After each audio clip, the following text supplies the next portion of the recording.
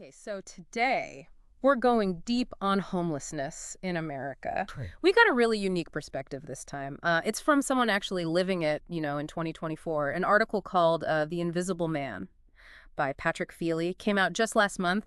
Fealey's not just an observer here, he's homeless himself. And what makes this even more fascinating, I think, is that he's a former journalist. He used to write for the Boston Globe, Reuters, pretty big names. Yeah, that's what really jumps out at you. It makes you think, like, wow, this could happen to anyone, right? Yeah. You have this successful career, a background you'd think would offer some kind of safety net, but, here he is in this incredibly vulnerable situation. Exactly, and he doesn't sugarcoat it at all. Like, right off the bat, he's describing living out of his car, which has become like his home and office all in one. He even uses an overturned guitar as a desk. And you know what gets me?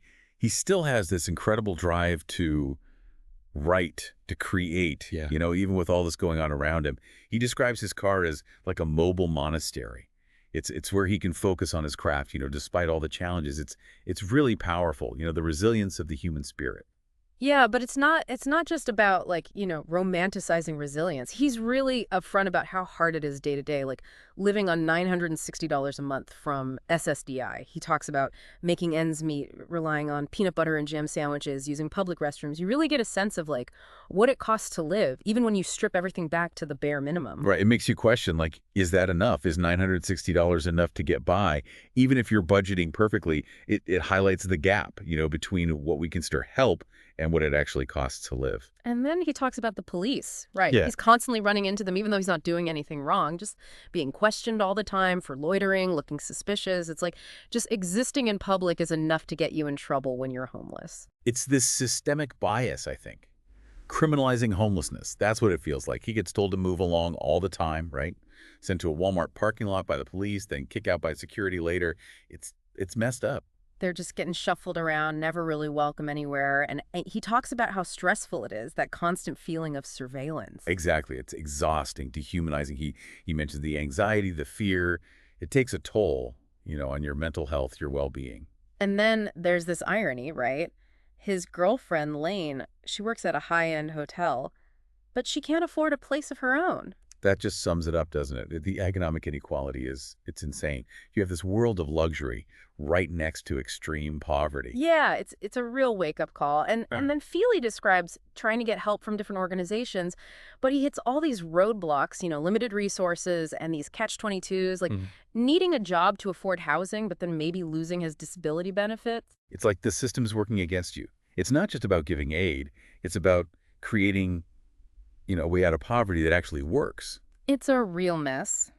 But it's not all bad, right? He talks about these moments of kindness, too, like a woman offering him half her meatball sub, or even police officers who actually tried to help, by giving him information about resources. It shows, that human connection is still there, especially in a situation where people often treat you like you're invisible. It's like those little glimmers of hope, right? Reminding him that he's not completely alone in this. And it makes you think, how can we do more of that? As individuals, a simple act of kindness can go a long way. Absolutely. And then there's his dog, Lily, a rescue who becomes like his constant companion. She even saves his life at one point. That relationship is amazing. It shows how important companionship is, especially in those tough times. That unconditional love from an animal. He talks about how she's more than just a pet, she's family, like this unwavering loyalty in a life that feels so unpredictable. And it highlights how vulnerable he is, right? Living in his car, he's a target. Yeah. But Lily, she gives him some sense of security. Yeah, it's a powerful dynamic. And then we also get these glimpses into Feely's mental health struggles. He's open about his manic depression and how hard it is to manage that, while living on the streets. That adds a whole other layer to it, not just the practical challenges of being homeless, but also the mental health aspect. Accessing care, medication, it's all so much harder.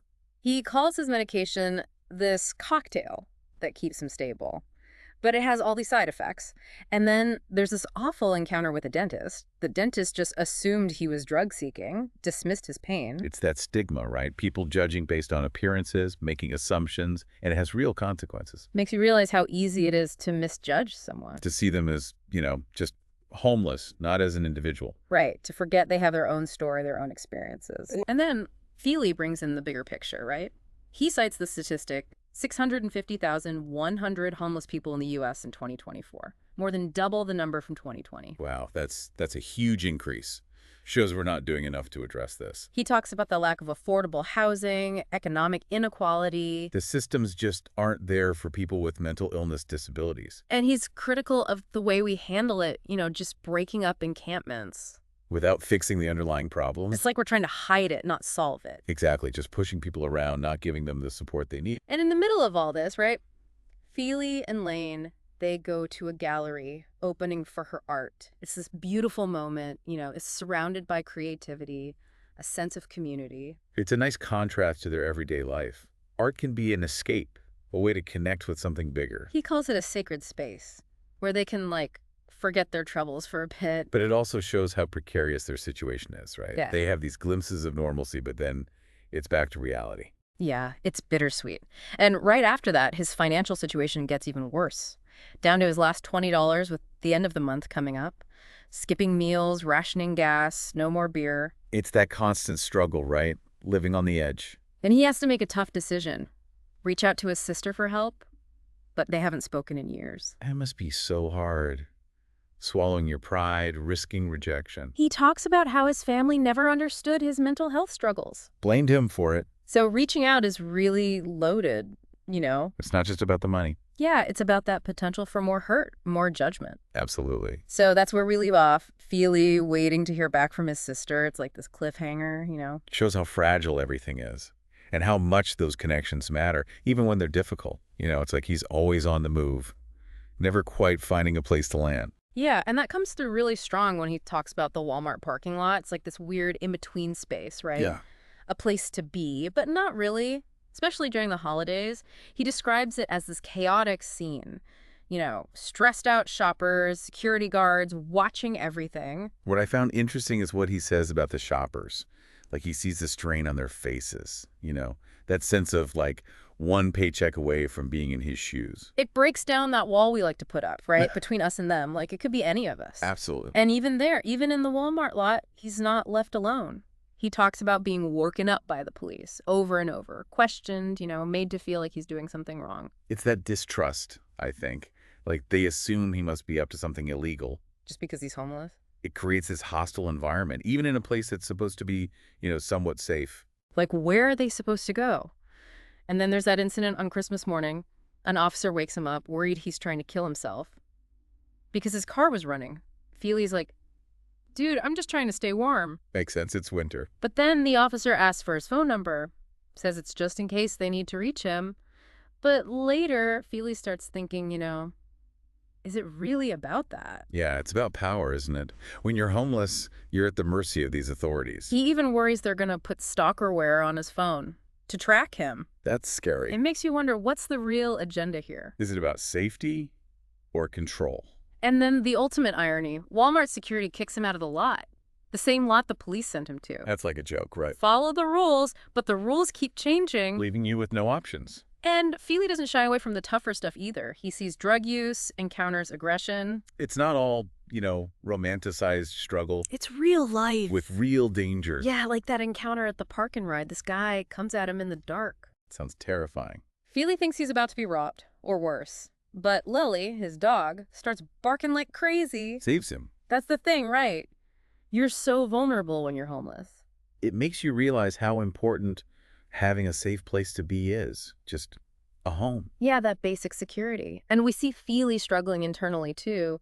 The exhaustion, the pain, the anxiety. Managing his manic depression on top of everything else. He describes this awful experience with a dentist. The dentist just assumed he was after drugs, didn't believe he was in real pain, until Fealey mentioned his journalism background. That's messed up. It's that stigma again about homelessness, mental illness, judging people before you even know them. It's a reminder to, check ourselves, to approach people with empathy. To listen to their stories. And Fealey brings up that statistic again, 650,100 homeless people in 2024. He's trying to understand it, break it down. It's a massive problem. He talks about the lack of affordable housing, the inequality. The systems that fail people with mental health issues, disabilities. Yeah. And he criticizes how we deal with it, just clearing out encampments.